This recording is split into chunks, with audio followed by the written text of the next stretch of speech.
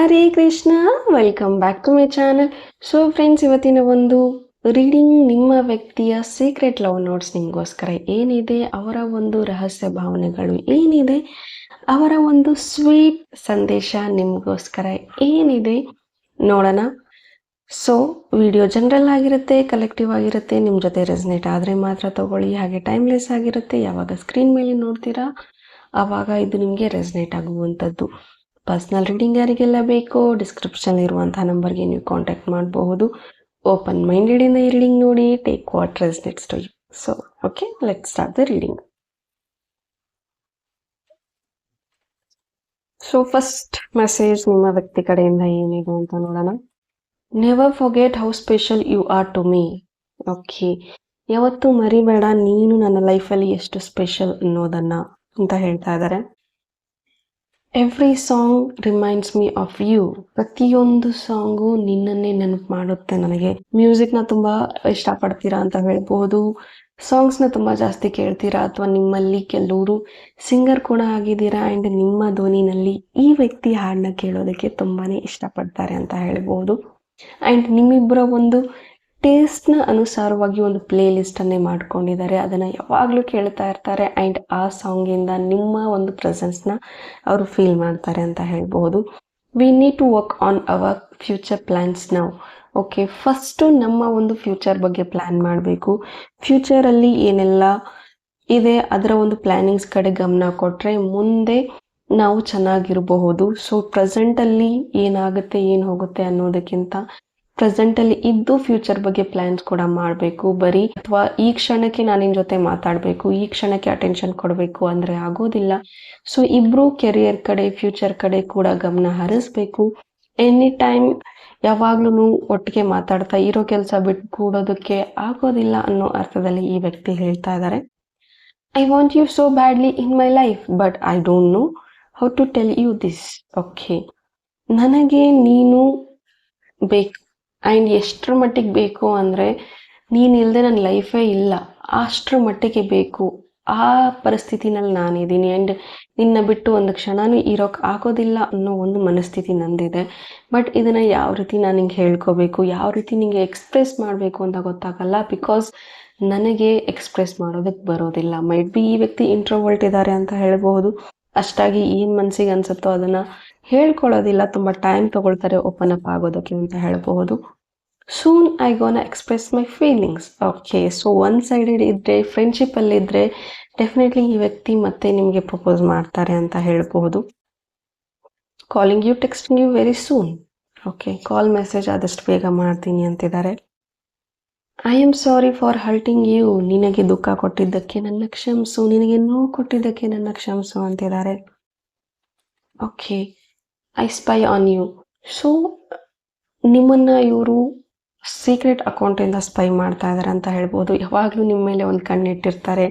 ನಿಮ್ಮ ಒಂದು ನಡವಳಿಕೆ ಮೇಲೆ ಅಥವಾ ನಿಮ್ಮ ಒಂದು ದಿನಚರಿ ಮೇಲೆ, ನೀವೆಲ್ಲಿ ಹೋಗ್ತೀರಾ ಎಲ್ಲಿ ಬರ್ತೀರಾ ಅಂದರೆ ನಿಮ್ಮ ಜೊತೆ ಮಾತಾಡದೆ ಇದ್ರೂ ಕೂಡ ನಿಮಗೆ ಗೊತ್ತಿಲ್ಲದೇ ಒಂದು ಪ್ರೊಟೆಕ್ಷನ್ನ ಬಿಲ್ಡ್ ಮಾಡ್ತಾರೆ ಅಂತ ಹೇಳ್ಬೋದು. ತುಂಬ ಪ್ರೊಟೆಕ್ಟಿವ್ ಆಗಿ ಕೂಡ ಇವರು ಸ್ಪೈ ಮಾಡ್ತಾ ಇದ್ದಾರೆ ಅಂತ ಹೇಳ್ಬೋದು. ಆ್ಯಂಡ್ ಕೆಲವೊಂದು ಕೇಸಸಲ್ಲಿ ತುಂಬ ಪಾಸಿಟಿವ್ನೆಸ್ ಕೂಡ ಇರುತ್ತೆ.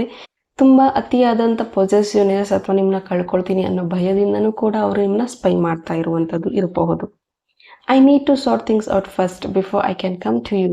ಓಕೆ, ಇಲ್ಲಿ ಯಾರಾದರೂ ಕಮಿಟ್ಮೆಂಟ್ ಬಗ್ಗೆ ಏನಾದರೂ ಯೋಚಿಸ್ತಾ ಇದ್ದರೆ ಅಥವಾ ಮತ್ತೆ ಮೊದಲಿನ ಥರ ಮಾತಾಡಬೇಕು ಅಂತ ಇದ್ದರೆ, ಇವ್ರ ಲೈಫಲ್ಲಿ ತುಂಬ ನಡೀತಾ ಇದೆ, ಅದೆಲ್ಲವನ್ನು ಸಾರ್ಟ್ ಔಟ್ ಮಾಡ್ಕೋಬೇಕು, ಸರಿ ಮಾಡ್ಕೋಬೇಕು. ಅದಾದಮೇಲೆ ನಾನು ನಿಮ್ಮ ಜೊತೆಗೆ ಬರ್ತೀನಿ, ಅದಾದಮೇಲೆ ನಾವಿಬ್ಬರು ಮೊದಲಿನ ಥರ ಇರಬಹುದು ಅನ್ನೋ ಒಂದು ಫೀಲಲ್ಲಿದ್ದಾರೆ ಅಂತ ಹೇಳಬಹುದು. You make my heart smile. Okay, ನೀ ನನ್ನ ಜೊತೆಗಿದ್ರೆ ನಾನು ಯಾವಾಗಲೂ ಖುಷಿಯಾಗಿರ್ತೀನಿ.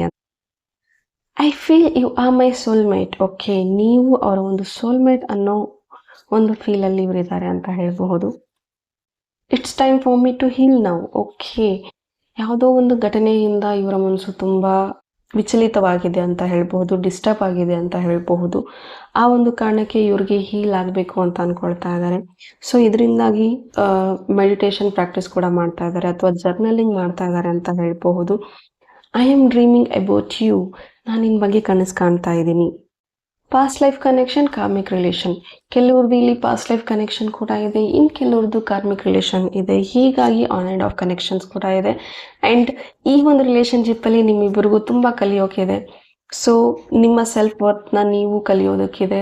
ಸಪೋಸ್ ನೀವೇನಾದರೂ ನಿಮ್ಮನ್ನೇ ನೀವು ಮರೆತು ಈ ವ್ಯಕ್ತಿ ಹಿಂದೆ ಓಡ್ತಾ ಇದ್ರೆ ಮತ್ತೆ ಮತ್ತೆ ನಿಮಗೆ ಅದೇ ಸೇಮ್ ರಿಪೀಟೆಡ್ ಪ್ಯಾಟರ್ನ್ಸ್ ಆಗುತ್ತೆ. So it's time to pass and ನಿಮ್ಮ ಬಗ್ಗೆ ನೀವು ಯೋಚಿಸೋದಕ್ಕೆ ಕಲೀರಿ ಆ್ಯಂಡ್ ನಿಮ್ಮ ಬಗ್ಗೆ ನೀವು ತಿಳ್ಕೊಳ್ಳೋದಕ್ಕೆ ಶುರು ಮಾಡಿ.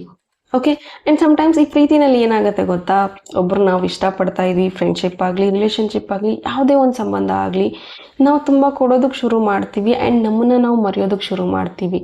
ಹಾಗಲ್ಲ, ಪ್ರೀತಿ ಅಥವಾ ಫ್ರೆಂಡ್ಶಿಪ್ ಯಾವುದೇ ಒಂದು ಸಂಬಂಧ ಇದ್ರೂ ನೀನು ಬೆಳೆದು ನನ್ನನ್ನು ಬೆಳೆಸು ಅನ್ನೋ ರೀತಿಯಲ್ಲಿ ಇರಬೇಕೇ ಹೊರತು ನನ್ನನ್ನೇ ನಾನು ನನ್ನ ಕನಸುಗಳನ್ನ ನನ್ನ ವ್ಯಕ್ತಿತ್ವನ ಮರೆತು ನಾನು ನಿನಗೋಸ್ಕರ ಕಂಪ್ಲೀಟಾಗಿ ಬದಲಾಗ್ತೀನಿ, ನಿನಗೋಸ್ಕರ ಡಯಟ್ ಮಾಡ್ತೀನಿ, ನಿನಗೆ ಚೆನ್ನಾಗಿ ಕಾಣಬೇಕು ಅಂತ ನಾನು ಡ್ರೆಸ್ ಮಾಡ್ಕೊಳ್ತೀನಿ, ನಿನ್ನನ್ನು ಖುಷಿ ಪಡಿಸ್ಬೇಕು ಅಂತ ನಿನಗೆ ಹೇಗೆ ಬೇಕೋ ನಾನು ಹಾಗಿರೋದಕ್ಕೆ ಶುರು ಮಾಡ್ತೀನಿ ಅಂತಂದರೆ no, this is not a right thing. ಅಥವಾ ನೀವು ರೈಟ್ ಟ್ರ್ಯಾಕಲ್ಲಿ ಇಲ್ಲ. ಸೊ ನಿಮ್ಮನ್ನು ನೀವು ಶ್ರಿಂಕ್ ಮಾಡ್ಕೊಳ್ತಾ ಇದ್ದೀರಾ. ಸೊ ಇಫ್ ದಟ್ ಪರ್ಸನ್, ಆ ಒಂದು ವ್ಯಕ್ತಿ ಏನಾದರೂ ನಿಮ್ಮನ್ನ ಅಷ್ಟೇ ಇಷ್ಟಪಡ್ತಾ ಇದ್ದಾರೆ ಅಂದರೆ ನಿಮ್ಗೆ ಹೇಗೆ ಬೇಕೋ ಹಾಗೆ ಎಕ್ಸೆಪ್ಟ್ ಮಾಡ್ತಾರೆ, ನೀವು ಹೇಗಿದ್ದೀರಾ ಹಾಗೆ ಎಕ್ಸೆಪ್ಟ್ ಮಾಡ್ತಾರೆ. ಆ್ಯಂಡ್ ದ ಸೇಮ್ ಥಿಂಗ್, ಈ ವ್ಯಕ್ತಿನ ನೀವು ಚೇಂಜ್ ಮಾಡೋದಕ್ಕೂ ಹೋಗಬೇಡಿ. ಓಕೆ. ಒಂದು ರಿಲೇಷನ್ಶಿಪ್ಪಲ್ಲಿ ಬಂದಾಗ ಫಸ್ಟ್ ಥಿಂಗ್ ಎಲ್ಲರೂ ಮಾಡುವಂಥದ್ದು ಚೇಂಜ್ ಮಾಡ್ತೀನಿ ಅಂತ ಹೊಡ್ತಾರೆ. ಯಾರು ಚೇಂಜ್ ಮಾಡೋಕ್ಕಾಗೋದಿಲ್ಲ. ಅವರಿಗೆ ನೀವು ಬೇಕು ಅಂದರೆ ಅವರು ನಿಮಗೋಸ್ಕರ ಚೇಂಜ್ ಆಗ್ತಾರೆ. ಬಿಕಾಸ್ ನೀವು ಅವ್ರಿಗೋಸ್ಕರ ಚೇಂಜ್ ಆಗಿದ್ದೀರಾ ಅಂತಂದಮೇಲೆ ಅವರು ಕೂಡ ನಿಮಗೋಸ್ಕರ ಚೇಂಜ್ ಆಗಲೇಬೇಕು. ಎರಡು ಕಡೆ ಎಫರ್ಟ್ ಇದ್ರೇ ಪ್ರೀತಿ.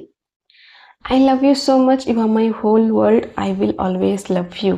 ನಾನು ಯಾವಾಗಲೂ ನಿನ್ನ ಪ್ರೀತಿಸ್ತಾ ಇರ್ತೀನಿ, ನೀನೇ ನನ್ನ ಪ್ರಪಂಚ, ನೀನೇ ನನ್ನ ಜಗತ್ತು ಅಂತಿದ್ದಾರೆ. Let's make a time for us. Okay, long ಡಿಸ್ಟೆನ್ಸಲ್ಲಿ ಇದ್ದೀರಾ, ಯಾವತ್ತೂ ಸುಮಾರು ತಿಂಗಳುಗಳಾಗಿತ್ತು ಅಥವಾ ಮೀಟೇ ಆಗಿಲ್ಲ, ಅಥವಾ 1 ವರ್ಷ ಆಯಿತು ಮೀಟ್ ಆಗಿಲ್ಲ, ಬರೀ ಫೋನ್ ಕಾಲ್ಸಲ್ಲೇ ಇದ್ದೀರಾ ಅಂತ ಅಂದರೆ ಇಟ್ಸ್ ಟೈಮ್ ಟು ಮೀಟ್ ಅಂತಿದ್ದಾರೆ. ಸೊ ಆದಷ್ಟು ಬೇಗ ಪ್ಲ್ಯಾನ್ ಮಾಡಿಕೊಂಡು ಸರ್ಪ್ರೈಸ್ ವಿಸಿಟ್ ಕೂಡ ಕೊಡುವಂಥದ್ದು ಇದೆ ಅಂತ ಹೇಳಬಹುದು. ಐ ಲವ್ ಯು ಅಂತಿದ್ದಾರೆ. I need you forever. Okay, ನಾನು ನಿನ್ನ ತುಂಬ ಪ್ರೀತಿಸ್ತೀನಿ ಆ್ಯಂಡ್ ನಾನು ಇರೋವರೆಗೂ, ನನ್ನ ಉಸಿರು ಎಲ್ಲಿವರೆಗೂ ಇರುತ್ತೋ ಅಲ್ಲಿವರೆಗೂ ನೀನು ನನ್ನ ಜೊತೆಗೆ ಇರಬೇಕು ಅಂತ ಈ ವ್ಯಕ್ತಿ ಬಯಸ್ತಾ ಇದ್ದಾರೆ. Okay. So over all reading ನೋಡೋದಾದರೆ ಮಿಸ್ಸಿಂಗ್ ಎನರ್ಜಿ ಖಂಡಿತ ಇದೆ. ಕಮಿಟ್ಮೆಂಟ್ ಕೊಡೋದಕ್ಕೆ ಸ್ವಲ್ಪ ಡಿಲೇ ಆಗುತ್ತೆ, ಬಟ್ ನಿಮಗೆ ಮೇಜರ್ ಆಗಿ ಗೈಡೆನ್ಸ್ ಸಿಗ್ತಾ ಇರುವಂಥದ್ದು, ನಿಮ್ಮನ್ನು ನೀವು ಕಳ್ಕೊಳ್ಳುವಷ್ಟು ಆ ವ್ಯಕ್ತಿನ ಪ್ರೀತಿಸ್ಬೇಡಿ. ಇನ್ ದ ಸೇಮ್ ಥಿಂಗ್, ಅವರು ಕಳ್ಕೊಳ್ಳುವಷ್ಟು ಕೂಡ ಅವರು ನಿಮ್ಮನ್ನ ಪ್ರೀತಿಸಬಾರ್ದು. ಎರಡೂ ಕಡೆಯಿಂದನೂ ಬ್ಯಾಲೆನ್ಸ್ ಇರಬೇಕು. ನಿಮ್ಮಿಬ್ಬರ ಒಂದು ಸೆಲ್ಫ್ ಲವ್ ಜರ್ನಿ ಕಂಟಿನ್ಯೂ ಇರಲೇಬೇಕು. ಅಂದಾಗಲೇ ಈ ಒಂದು ಪ್ರೀತಿಯಲ್ಲಿ ಗ್ರೋತ್ ಆಗುವಂಥದ್ದಿದೆ. ಓಕೆ. ಸೊ ಈ ಒಬ್ರಿಗೊಬ್ರು ಗ್ರೋತ್, ಒಬ್ರಿಗೊಬ್ಬರ ಒಂದು ವ್ಯಾಲ್ಯೂಸ್ ಆ್ಯಡ್ ಆಗಬೇಕು, ಅಂಡರ್ಸ್ಟ್ಯಾಂಡಿಂಗ್ ಇರಬೇಕು, ಅಂದಾಗಲೇ ಈ ಒಂದು ರಿಲೇಷನ್ಶಿಪ್ ಲಾಂಗ್ ಲಾಸ್ಟ್ ಆಗುವಂಥದ್ದು ಇದೆ ಅಂತ ಹೇಳ್ತಾ, ಸೊ ಇದಾಗಿತ್ತು ನಿಮ್ಮ ರೀಡಿಂಗ್. ಹೋಪ್ ಈ ರೀಡಿಂಗ್ ನಿಮಗೆ ಇಷ್ಟ ಆಗಿದೆ ಅಂತ ಭಾವಿಸ್ತೀನಿ. ಇಷ್ಟ ಆಗಿದ್ರೆ ಕಮೆಂಟಲ್ಲಿ ತಿಳಿಸಿ. Thank you. God bless you all.